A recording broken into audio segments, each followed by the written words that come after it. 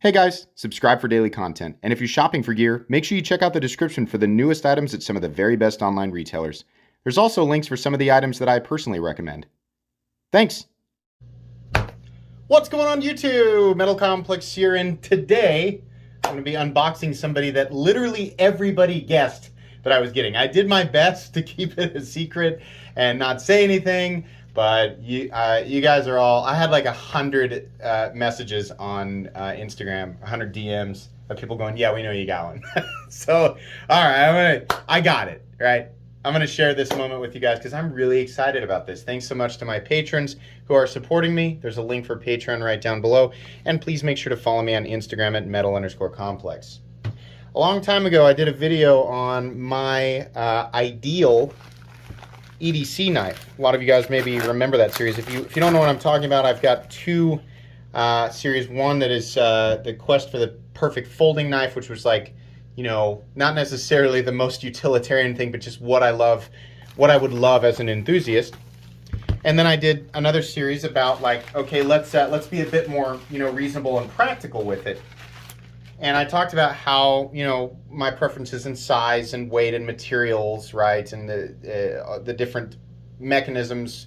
I mean, as far as like how it would lock out, how it would deploy, things like that. Basically, I wanted something fairly compact and lightweight that was, you know, plenty strong, easy to manipulate with, you know, either hand, whether dominant or non-dominant, et cetera, et cetera, et cetera.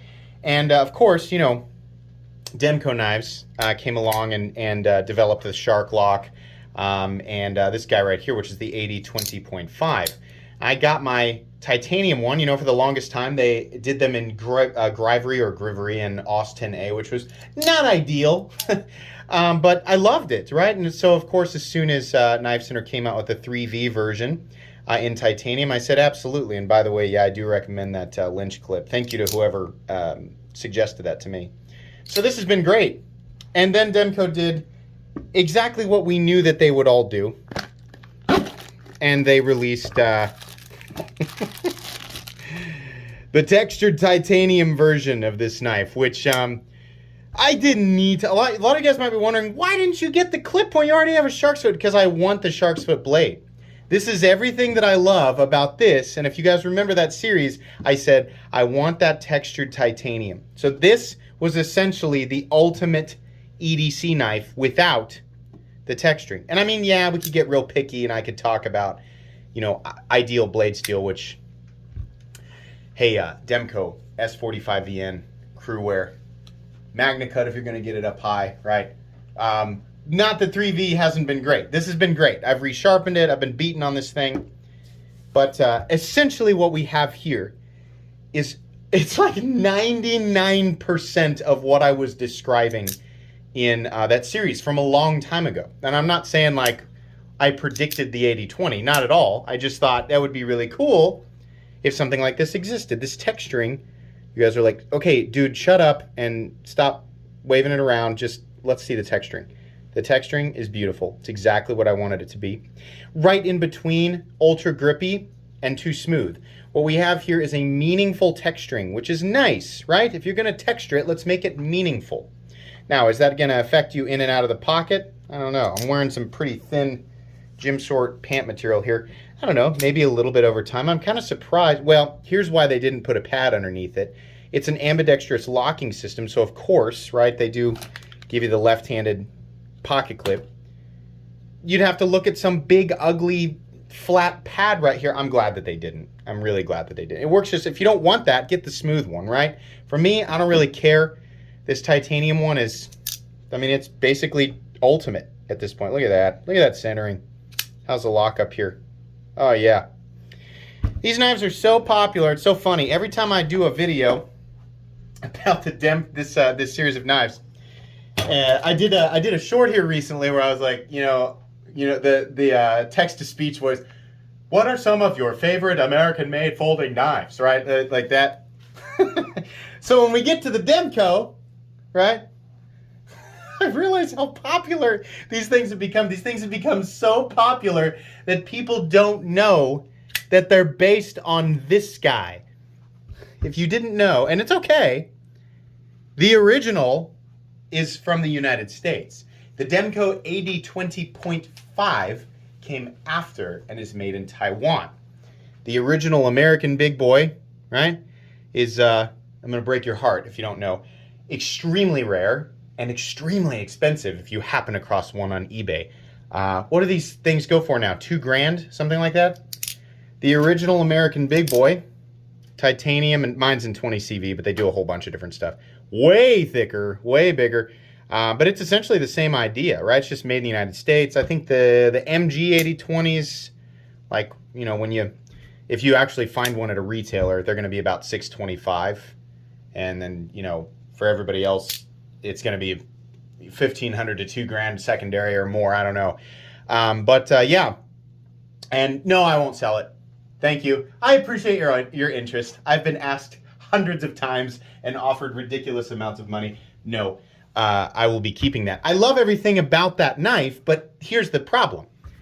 It's huge, right? And it's cool, and I like it. I had a G10 one that I carried a little bit. I ended up giving that away.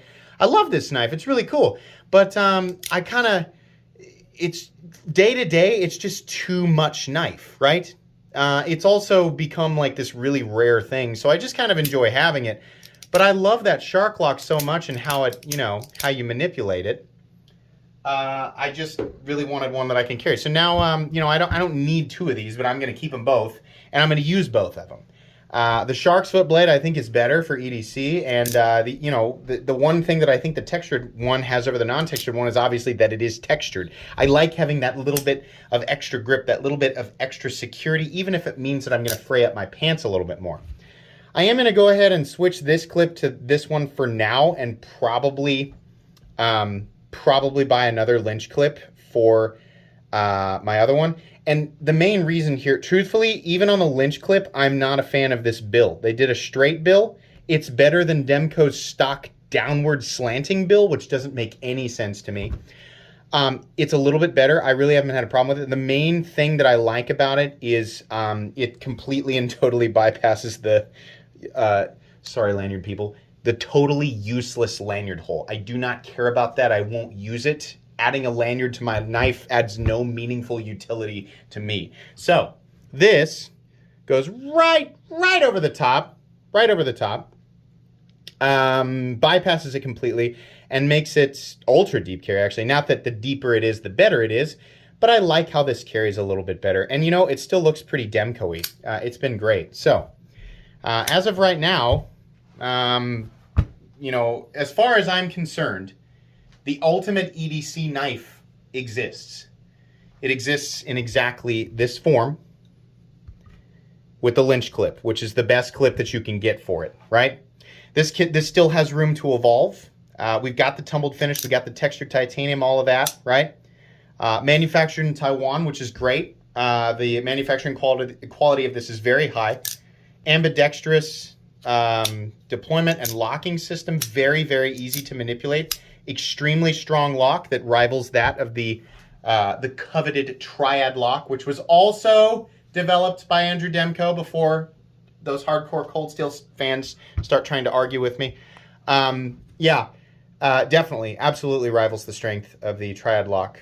Really, really cool. Everything about this is exactly what I want. Ways that it could improve. Number one, ideally for me, I would have a stainless composition so that I'd have to worry even less about it. Periodically, I do add a little bit of oil to this guy. It's been used. It's got probably a couple of little tiny marks on it. Not anything too crazy serious yet. A couple of scratches, snail trails here and there, right? This will continue to get used and beat up. It's one of those, these are in a price range where I have no problem throwing around. I've got knives that are $1,500 that no longer have a tip, because I'm pretty, not that I'm actually, that's the wrong message there. I actually don't normally abuse my knives. That was a weird situation. But I'm not afraid to use knives even if they are expensive is my main point. So these will absolutely get thrown around and probably traded out depending on what type of pants that I'm wearing. So I am happy to own both. But I'm getting rambly here. Could potentially have a stainless composition, which I think would be a little bit better for me. I love 3V, but stainless composition would be a little bit better. And then the biggest issue for most people is going to come down to the price. This guy was $315. This guy was, for some reason, substantially more. And I understand the texturing costs a little bit more, right? But then you get taxes on this thing. This freaking thing cost me over 400 bucks when it was all said and done. That's really hard to swallow, considering when you pick this thing up, even in titanium, it feels like a $200 to $250 knife. And that, I mean that. Anybody who owns one, you probably feel the same way as me. You pick it up and you're like, yeah, it doesn't feel like it's a $300 to $400 knife. I paid for that because I wanted it, right? We all just really wanted it. But it feels like a $200 to $250 knife. Maybe just north of that a little bit, right? Still love it. Still glad that I have it. I think ideally they would make these bad boys in aluminum or G10 to bring the price down a little bit, and then have you know, maybe a couple other blade shapes. I think the clip point and the shark's foot is pretty good, but maybe bring the price down with the materials a little bit, and then, you know, have options for a, you know, a more modern stainless composition. I have no doubt that they will mess around with MagnaCut if they're not already. Do they make the US boys? Do they do some of those in MagnaCut? I'm not really sure. Crewwear would be a great idea. S45VN would be a great idea. I think that many companies have kind of gotten the heat treat down on those, right? MagnaCut might not be a bad idea. They'll probably do it in 20CV and M390, which, you know, the geometry's not bad for that. So I don't know. But as it stands currently, my opinion on the greatest EDC folding knife design that exists is this right here. This is it. It's going to cost you, but this is it. It's been wonderful. This guy has not left my pocket since I bought it. I have not switched it out with anything else, and this guy's going in next. So no reason to do a full review on this. I mean, number one, this video was essentially all of my thoughts condensed into one video, and I've already done the full review on this guy, so I just wanted to share this with you. These guys are available at Knife Center, or they were. I think you can still get some other ones, and if you miss these, if for some reason they're not in stock by the time you're watching this video, I wouldn't worry about it. These are extremely popular, and it's becoming like the next PM2, the next bug out, or I'm not saying it's going to replace those knives. I'm just saying it's graduated into the upper tiers, right? It's in it's in the garden of the sovereign, right? That's where it is right now. So there'll be more. They're going to keep making more, definitely. I think that's going to be pretty much it today, guys. Happy to share this with you.